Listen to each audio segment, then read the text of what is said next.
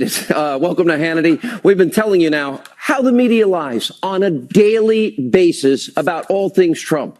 And by the way, again, yes, your mainstream corrupt, destroy Trump media caught red-handed, this time pushing phony moral outrage, again caught lying to you, the American people.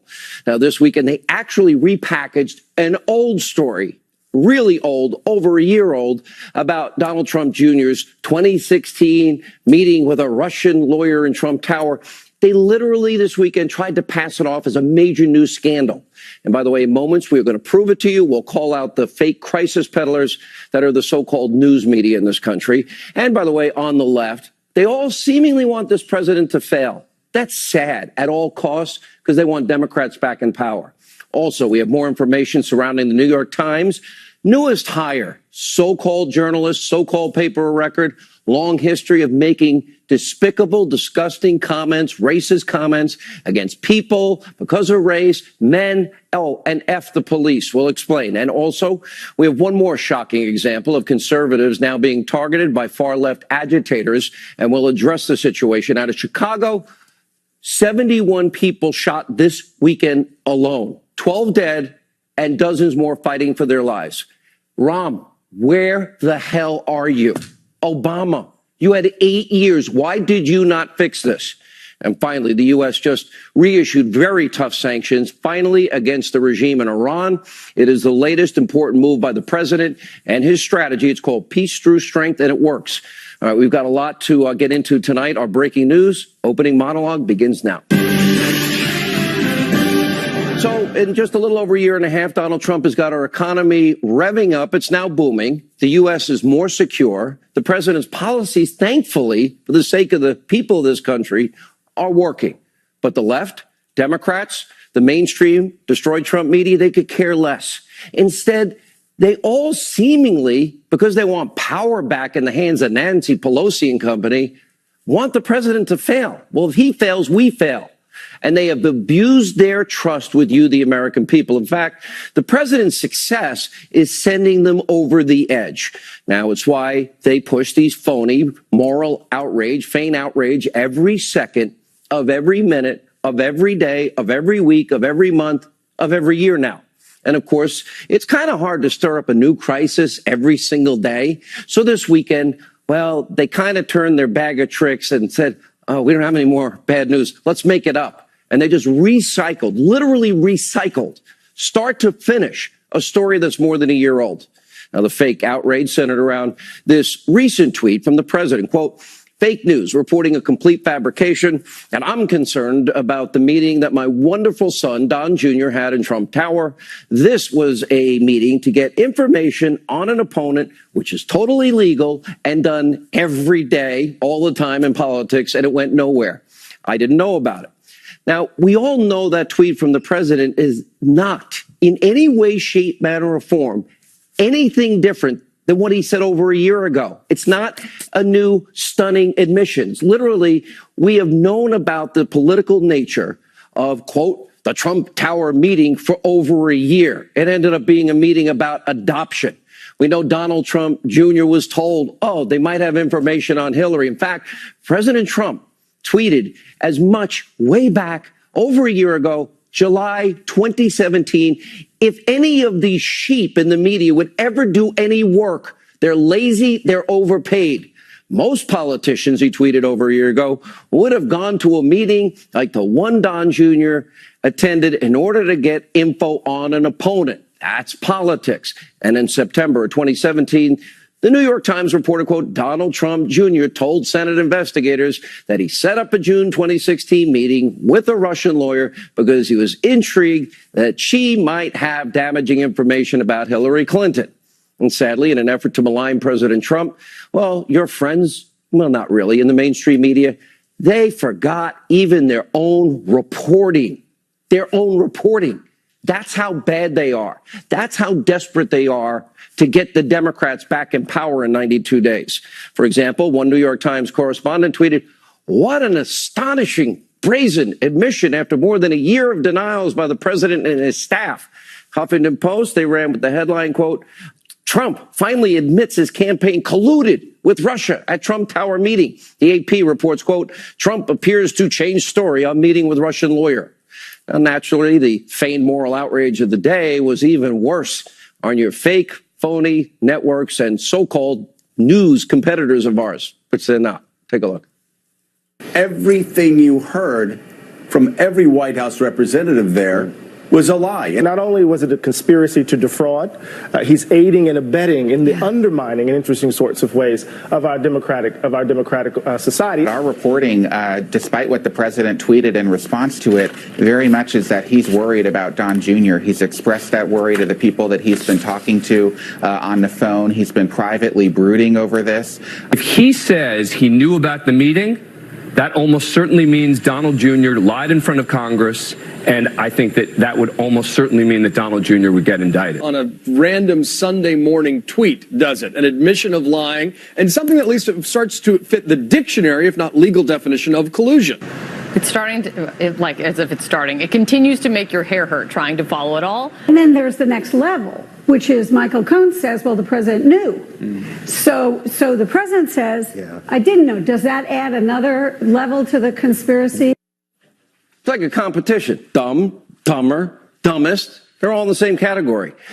This treatment by this media to this president, duly elected by you, the American people, is beyond disgusting.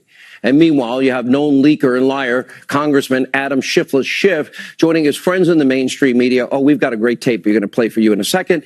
Also weighing in with fake, feigned moral outrage of his own. By the way, he got nailed on CBS. He doesn't have any evidence. None. 18 months in, none. Zero. Zip. Take a look. Can you agree that there has been no evidence of collusion, coordination, or conspiracy that has been presented thus far between the Trump campaign and Russia? No, I don't agree with that at all. I think there's plenty of evidence of collusion or conspiracy in plain sight. Where is it? We've been looking for a long time. We do have evidence of collusion, though. Russian collusion in plain sight. All right, let's look at Schiff. He could easily be talking about himself. Remember when he tried to dig up dirt on President Trump from his own Russian sources? It turns out he was being pranked by a Russian radio personality. He thought he was talking with the Russians, a conspiracy, a collusion with the Russians. And we actually, Mr. Mueller, we have evidence. Listen to this. He was in Moscow in November 2013. He met with a journalist and... Well, she's a poor journalist. But anyway, she became famous because of Putin is her godfather. Okay, Putin is godfather. Okay. She also known as a person who provide girls for escort for oligarchs, and she met with Trump and she brought him our Russian girl, celebrity, Olga Buzova, who also known as a person with a strange reputation. Olga, and how do you spell her name? Olga Buzova. And what's the nature of the compromise? Well, there were pictures of naked Trump. Mm-hmm. And so Putin was made aware of the availability of the compromising material? Yes, of course. Thank you very much. We will be back in touch with you through our staff to make arrangements to obtain these materials for our committee and for the FBI, and I appreciate you reaching out to us. Collusion, conspiracy, Russians, tape, proof. Where's the media outrage over the attempt to collude and conspire with Russia? Or is it only a crime if a Republican is trying to dig up political dirt and op research on an opponent? This time we have the tape of the whole thing. Imagine if we had the tape of the meeting in Trump Towers. That was about Russian adoption. As you can see, how corrupt your media is, and just so happy to rehash an old phony scandal. Literally a dead-end meeting about adoption with a Russian attorney who happened to meet with Fusion GPS before and after the meeting, sidebar, but couldn't care less about, oh, we have another case of collusion with evidence. The Clinton campaign funneling money through a law firm, the DNC funneling money through a law firm to hire a foreign spy, to dig up what came out to be Russian lies, propaganda, debunked lies about President Trump, and then fed it to you, the American people, to steal an election. Oh, and it became the bulk of the information in a FISA warrant that was used 4 times to spy on an American citizen as part of the opposition party campaign in an election year. Now, we're talking about Christopher Steele, Hillary Clinton's dirty dossier with Russian lies, bought and paid for by the Clintons, the Democrats, to purposefully lie to you, the American people. Why? Because they didn't care what they said, how many lies they told, because they wanted to steal an election, and they still lost with totally absurd, untrue claims from Russia, like this one. Trump's, quote, perverted conduct in Moscow included hiring the presidential suite in the Ritz-Carlton Hotel, where he knew President and Mrs. Obama had stayed on one of their official trips to Russia and defiling the bed where they had slept by employing a number of prostitutes to perform golden showers. In other words, urinating on the bed and a show in front of him. Okay. In an interrogatory in Great Britain, when the threat of perjury was put to Christopher Steele, he did say the following: oh, that was just raw intelligence. I don't know if that's true at all. 50-50. Where's the media outrage? That was used to get a warrant to spy on Americans. Where's the outrage against the Clinton campaign? Literally paying for lies to lie to you, the American people. Literally to rig an election that obviously used paid for Russian lies. That sounds like collusion and a conspiracy to me. And still the media wonders why the American people don't trust them. They wonder why you shout, "You suck." You know why? Because they do suck. They have a political agenda. They're politically driven. They hate this president and at all costs have been trying, continue to try to destroy him, his kids, his sons, his daughter, his 12-year-old kid, his wife, and literally anybody that's friends with him.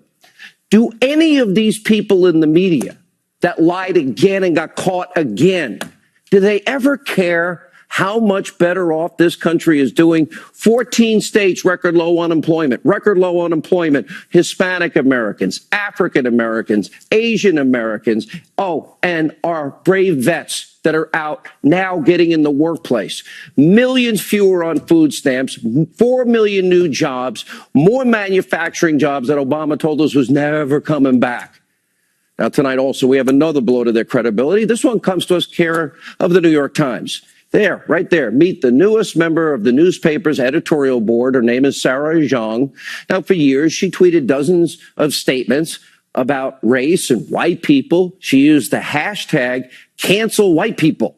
She openly wondered if white people were only fit to live underground, like groveling goblins. She tweeted that she gets, quote, joy out of being cruel to old white men.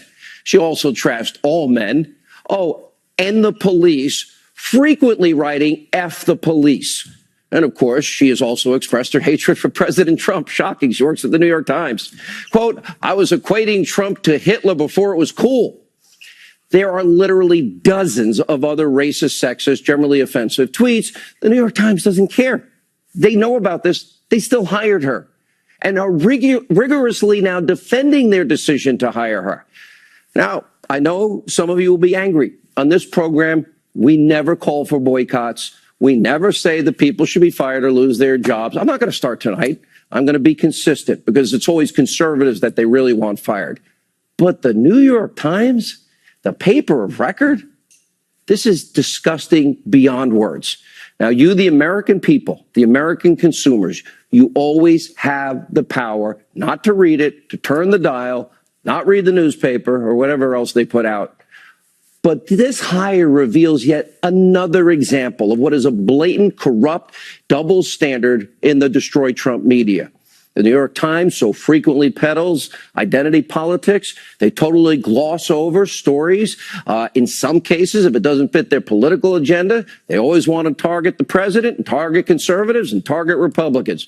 Where are all these groups, by the way, that are literally paid millions and millions and millions of dollars a year to monitor conservatives on talk radio, Rush, Mark, me, Laura, anybody on the Fox News channel that gives opinion, labeled opinion, for boycotts? cutouts and firings. They're silent tonight because they're hypocrites too. Now, to prove this point, a friend of this program, conservative activist Candace Owens, she tweeted verbatim the exact same tweets from the New York Times new hire, but switched out the word white for another race. Now, Candace Owens was promptly banned from Twitter. And after much outcry, her account was reinstated. They figured out that she was making a point, and Twitter apologized for, quote, the error. And it brings us to our next story, and it involves yet another scary example of the left's so-called resistance to Trump allies all over the country. The very person who was banned and then unbanned from Twitter, Candace Owens, her colleague, Turning Point USA founder Charlie Kirk, they're actually just eating breakfast in Philadelphia, kind of like Pam Bondi, Secretary Nielsen, and Sarah Sanders. Then an angry mob of far-left protesters literally ran them out of the restaurant and needed police assistance. Watch this.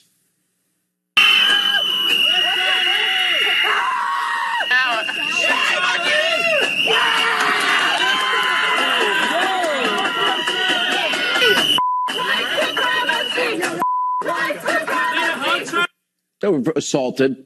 They will both join us later in the program tonight for an exclusive interview, and we'll show you everything that went down. The left-wing intolerance is so out of control, and I have a warning.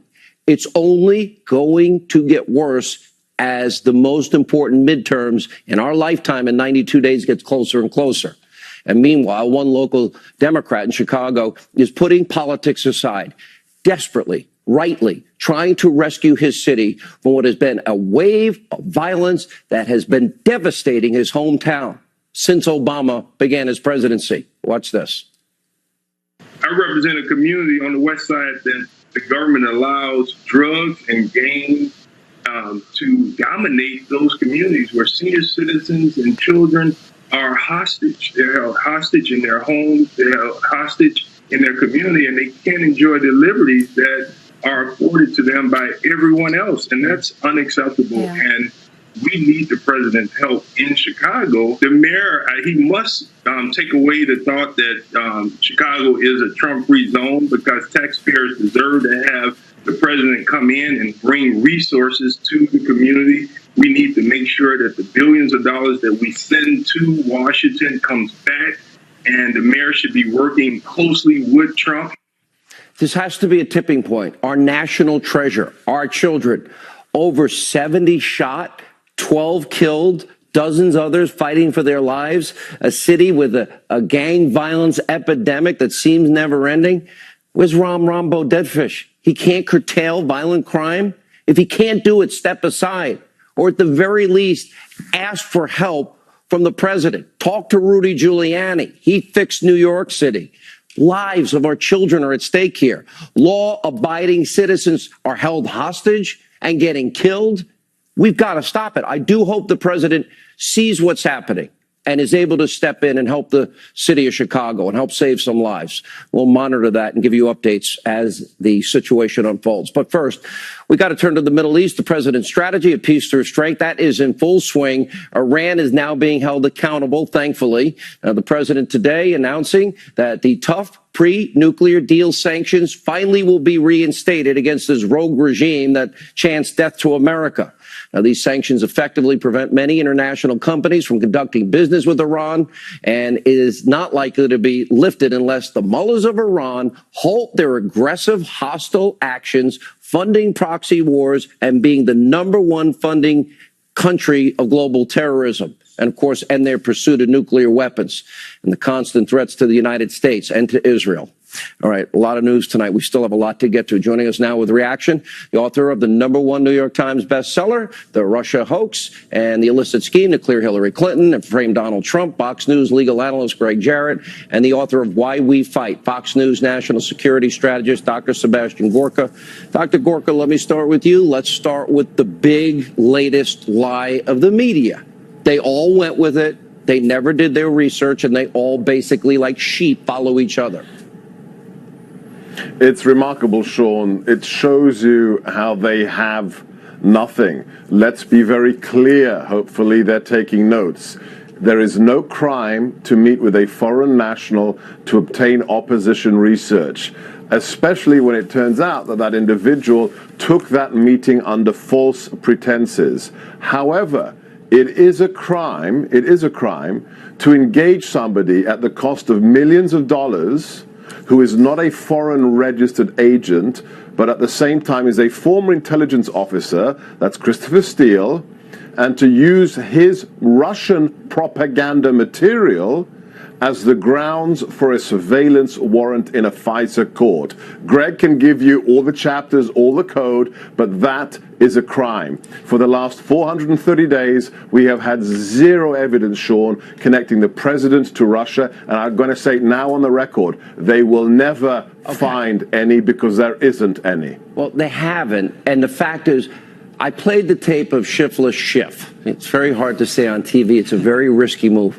But in all seriousness, Greg, okay, he's talking to a Russian. He's getting op research that he hopes will kill off the president politically. And then we got Hillary's phony dossier. The media ignores it all, Greg. This is beyond corrupt. And they'll destroy the president and his family in the process with no compunction whatsoever.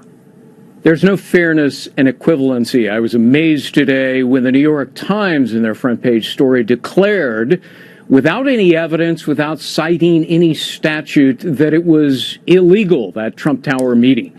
Well, I'll cite the law.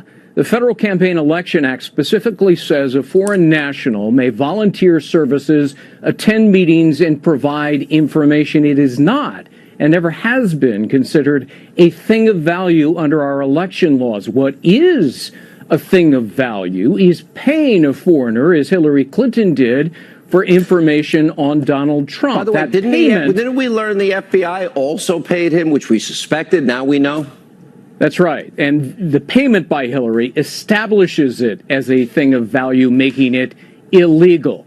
And yes, as we learned last Friday, Judicial Watch, through a lawsuit, obtained documents from the Department of Justice and the FBI, which shows that Christopher Steele was not only on the payroll of Hillary Clinton, but for 7 months before the Trump-Russia case was officially launched, he was on the FBI's payroll receiving 11 payments. Last word, Dr. Gorka. And Sean, you mentioned one thing that needs to be repeated. Veselnitskaya, this private lawyer, was briefed by Fusion GPS before and after the meeting in Trump Tower, so this could have been a setup from the get-go. All right. Thank you both. Important. A live report. We have other breaking news. The Manafort trial and more, and House Intelligence Committee Chair Devin Nunes, and yes, Candace Owens and Charlie Kirk. Stay right there.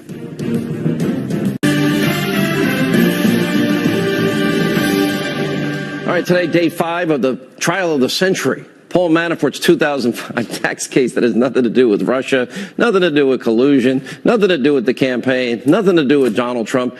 And there's special counsel Robert Mueller's star witness, Rick Gates, took to the stand to testify against Paul Manafort. The only problem is he admits to being a criminal. He admits to lying, stealing, anything else. Live from the White House. Where are you tonight? And you're outside the White House. I've grown. Ed Henry, you're there alone because the president's not there, I don't think. That's right, Sean. He's in New Jersey. But you're right that this was kind of a tough day for special counsel Robert Mueller and his team in court today, because remember, Judge T.S. Ellis back in May had said that the special counsel, he believed, really didn't care about Paul Manafort and the bank fraud and tax evasion charges, that instead he just wanted to get the president, try to get dirt from Manafort to either impeach or prosecute the president. Well, Judge Ellis at it again late today, lashing out at one of Mueller's prosecutors, Greg Andrews, for going on and on about Manafort's connections to Ukrainian politicians that have nothing to do with the president or the crux of the bank fraud and tax charges against Manafort. Judge Ellis growing furious when Andrews would not look up at the judge while he was speaking, the prosecutor claiming he was looking at documents. The judge declared, quote, look at me, don't look down. You look down as if to say that's BS. I'm up here. So the judge not happy. Interesting, because Ellis warned back in May that what the special counsel might be trying to do is not just get Manafort to sing, but get him to compose, meaning come up, either Manafort or other witnesses come up with stuff that may or may not be true. As you mentioned, Rick Gates, the star witness testifying today, he admitted to crimes that he committed. Let's remember that he is somebody who has admitted to lying to federal investigators, so he has a credibility question. And again, none of this gets at alleged Russian collusion, a new frenzy that was whipped up this weekend because of that tweet you mentioned at the top of the show, the president saying that the focus of that Trump Tower meeting in the summer of 2016 was not about Russian adoption. It was about getting dirt on Hillary Clinton. The problem is the president already mentioned that at a news conference last summer with the French president. And so it's Don not really Jr. new. mentioned it when he testified, and that was reported. Let me ask you a question. So he admitted to lying. He admitted to embezzling. Rick Gates, yeah. Did he admit, what's the deal? Does he get a get out of jail free card just to say whatever he wants to say against his former partner? And even though he remember, he pled horrible guilty to things? lying to federal investigators. So that's going to be a big problem for him when there's cross-examination from Manafort's side, which is, which story are we to believe? You told federal investigators one thing, now you're telling the court a whole nother didn't he thing. get a deal? So his credibility. He Well, got he a has deal. yeah. Is that the same as like Absolutely, paying that's somebody why. for testimony? If you say this, we'll give you no jail time or something? Yeah, he's already gotten a deal. He already pled, and he's cooperating with the special counsel. That's why he is their quote-unquote star witness. The question is going to be whether his credibility is believed. And again, nothing that Rick Gates is saying gets at to where this investigation started, which was collusion. This is about bank fraud, tax charges. How is that different? Well, thank you. I won't drag you into my commentary, Ed Henry. Thank you. How's that different from Sammy the Bull? Sammy the Bull admits they know he killed 19 people. 19. No jail time, witness protection program, a new house, and a new life. Just tell us what. Is a murderer not going to say whatever you want? This is a process that is wrong. We'll deal with this in the future. Also today, Daily Caller, our own Sarah Carter, reporting the DOJ is refusing to preserve work-related emails from the former FBI director, Jim Comey's private account. Wow, I wonder if they do that for you or me. Now, we reached out to the DOJ for comment. They declined. Here with more reaction, House Intelligence Committee Chairman, California Congressman Devin Nunes, who frankly deserves the Medal of Freedom for really showing, sadly, the biggest abuse of power corruption scandal. Let's just get your general take on everything and where we are and what is important now. Thank you, Sean, and thanks for having me on again. Where we're at, a lot of people ask, well, what's left? We still have information that we need from the Department of Justice. However, I will say, as of tonight, we are getting closer and closer to having the information that we need. Tell us why. One of the big issues that they have provided, they have allowed all the issues that were in our subpoena, they have now either we've been able to review, our investigators have been able to review, or they have been delivered to the committee in one form or fashion or another. So let's put that aside. There's still more that has to be done, and we're, of course, months and months late. So where are we? We talked about this last week. We have at least 20 pages of the FISA the FISA warrant that went after Carter Page. We have about 20 pages that the House Republicans have asked several months ago for the president and his office to declassify. We need that declassified. Senator Grassley, secondly, asked for the Bruce Orr 302s. Bruce Orr is going to become more and more important in this investigation. Explain a 302 and were they altered? Explain a 302, which is an official report. So were they altered? So the FBI interviewed Bruce Orr at least a dozen times and put together reports. So once they fired Steele, which at that point they should have not been meeting with him anymore, but what they had is they had Bruce Orr, whose wife Nellie Orr was working for Fusion GPS, was going to meet and still get the information from Christopher Steele as they were trying to verify this unverified dossier or the Clinton dirt that was used to get the FISA warrant. So that's number two. Number three, there is exculpatory evidence that we have seen of classified documents that need to be declassified. These were not, when I say exculpatory in nature, in what way? I don't mean to press you. Exculpatory in what way? In that the Carter Page FISA, when the judges should have been presented with this exculpatory evidence that the FBI and DOJ had. So those are the three areas that we have left in terms of what we need declassified. I've been hearing rumors of on top of that, a tape and potentially intel service involvement in all of this. Is there any truth to that? Well, that I think gets to the origins of the investigation, which we still are unclear on whether or not we know that the Australian diplomat that was serving in London, we were told that it was Five Eyes intelligence that was used to go after Papadopoulos. What we discovered in our investigation is there was no Five Eyes intelligence, and in fact, Downer's story, the Australian diplomat, doesn't even make any sense. So we're still trying to follow up on that. But in the big picture here, we need these documents declassified. That has to get done. We just talked there was about a report by we have about Paul Sperry that might happen. I'm running out of time, and I want to get this in. This is very important. I just played the tape, the April 2017 tape of your colleague, Adam Schiff. I won't add my commentary to your comments.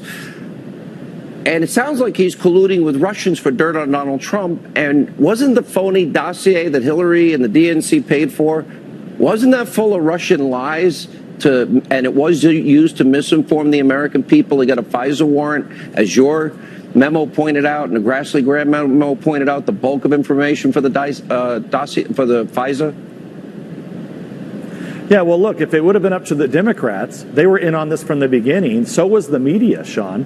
The media in 2016 had all this information too. So they know that this information was being generated by the Clinton campaign. You had DOJ, FBI, all those cast of characters that were meeting regularly with Christopher Steele. You have Bruce Orr, the number 4 at the Department of Justice, who I think is going to become a more and more important figure in this. And a lot of the investigators and reporters should be looking closer at Bruce Orr.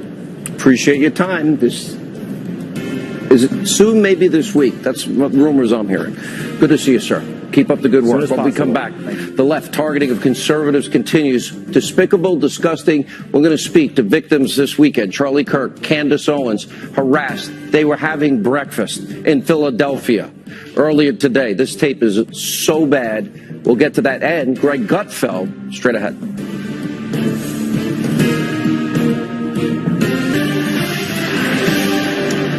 All right, earlier this morning, friends of this program, Charlie Kirk and Candace Owens, were brutally harassed by far-left protesters. They were having breakfast at a Philadelphia coffee shop. Watch this.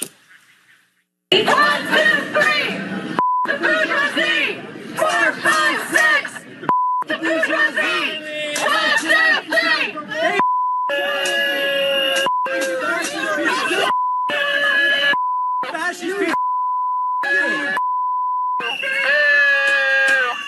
Big government!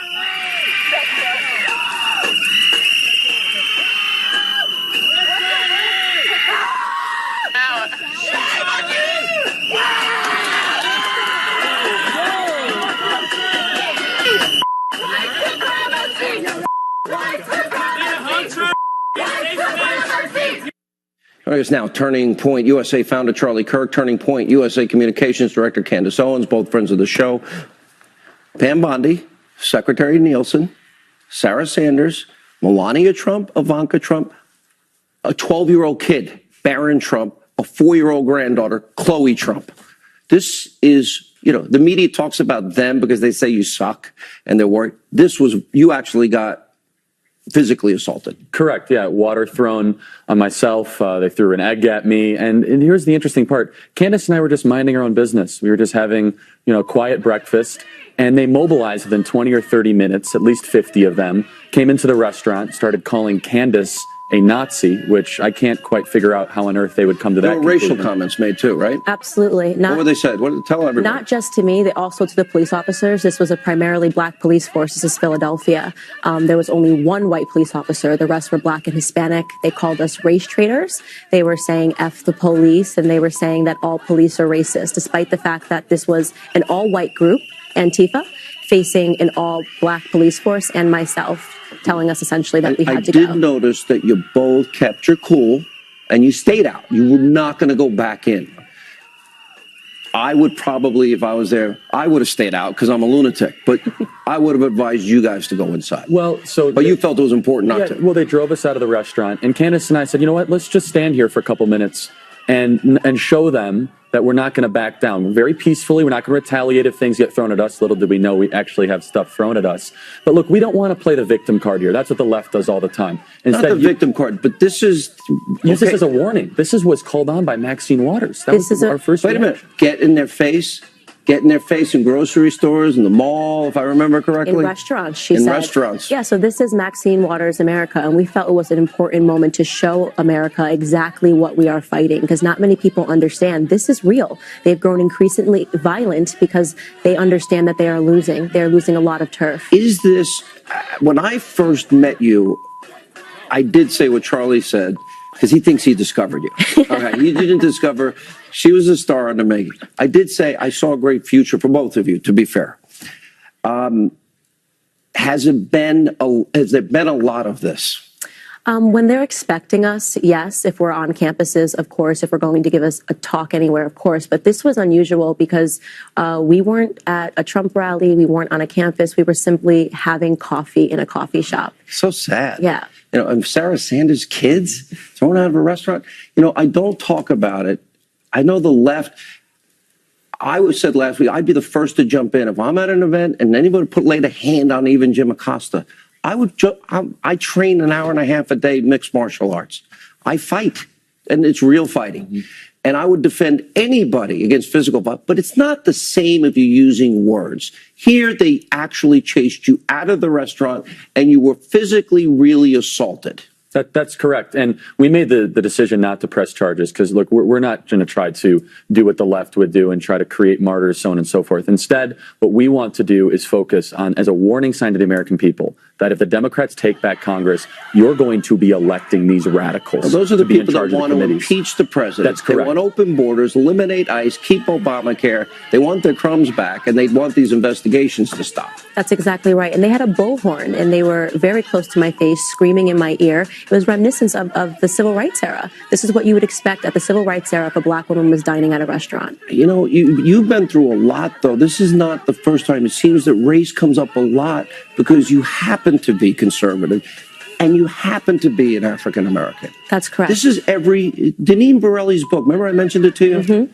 You know, read Google my name, and the most horrific names come up. That's correct, because liberals believe that they own blacks still. They believe that there is something proprietary about being black in this country. And if you deviate from the way that they want you to think and the way that they want you to act, they grow violent. And it's changing. Did you see the poll, Rasmussen?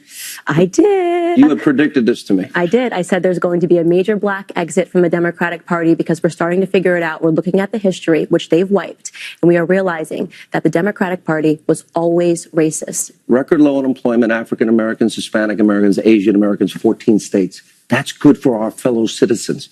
And you know what else? Americans. It ought to be what happened in Chicago, just to dovetail. If we don't declare this a national emergency, that literally our American family is being gunned down in the streets and nobody's doing anything to help our national treasure. Because they're not illegal aliens. If these were illegal alien children that were gunned down, illegal alien children that were separated because they lost their fathers, think of the outrage over that. They would 71. But you know what? Nobody wants separation of children, and Donald Trump fixed that. Correct. But 71 people shot in a weekend. Right. And it went on all through the Obama years. What? With the strictest gun laws in America. No celebrities came out talking about this whatsoever, and it's because these were Americans. You both are very brave and courageous. Thank you both for being here. Thank you, Sean. Thank you for having me. Greg Gutfeld, he's got a lot to say next.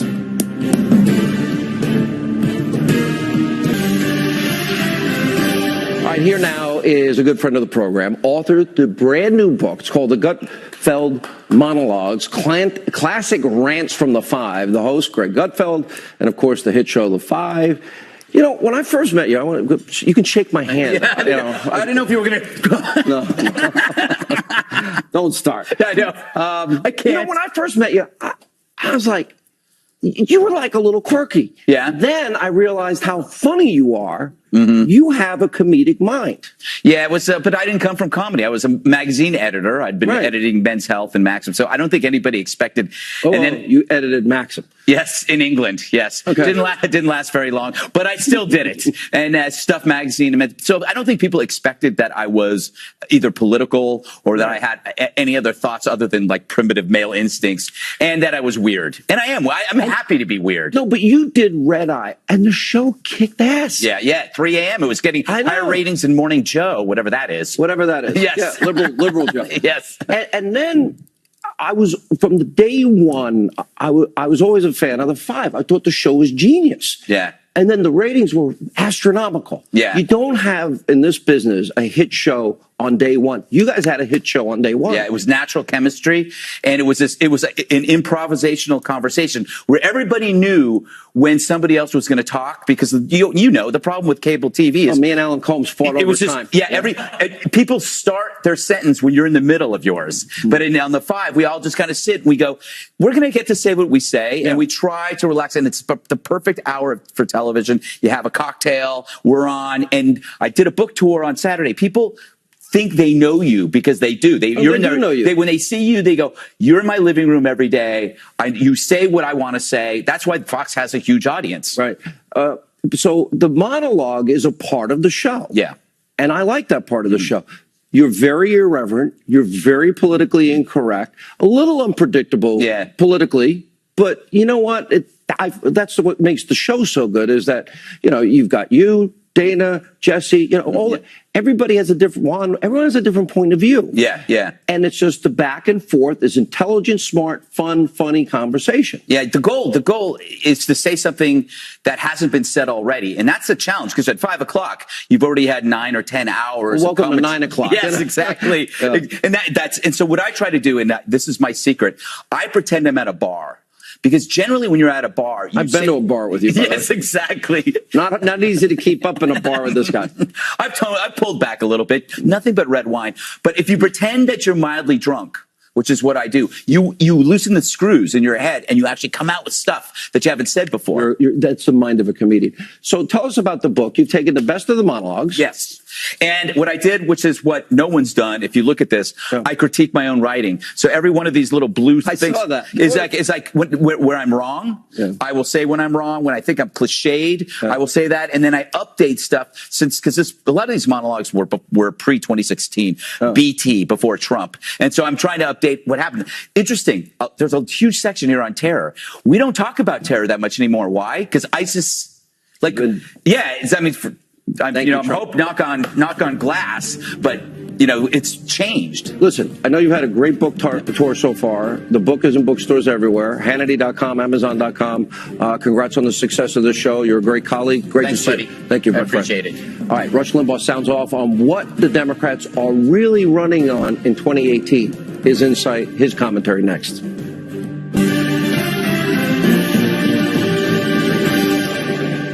All right, Rush Limbaugh. 30th anniversary, by the way. Congratulations again. Rush made an interesting observation today. Democrats, quote, their blue wave is not based on a single policy. Take a look. If the Democrats win, what are we going to get? The Democrats are basing this blue wave on one thing: Trump hatred, the resistance. They're not basing it on people's desire for Democrat policies. Now, isn't that kind of flimsy? They think they live in a world where everybody now hates Trump. That's what they tell themselves. They live in a world where everybody now realizes the mistake they made voting for Trump. They live in a world where, in their view, everybody is embarrassed of Trump every day and wishes that they could take back their vote, and will do so. But it isn't based on policy. No, it's based on Trump hatred. All Trump hatred. All right, this show's always going to be fair and balanced. We have a lot coming up this week. Got a sneaky suspicion you're going to be tuning in. All right, thank you for being with us. We'll always be fair and balanced. We're not the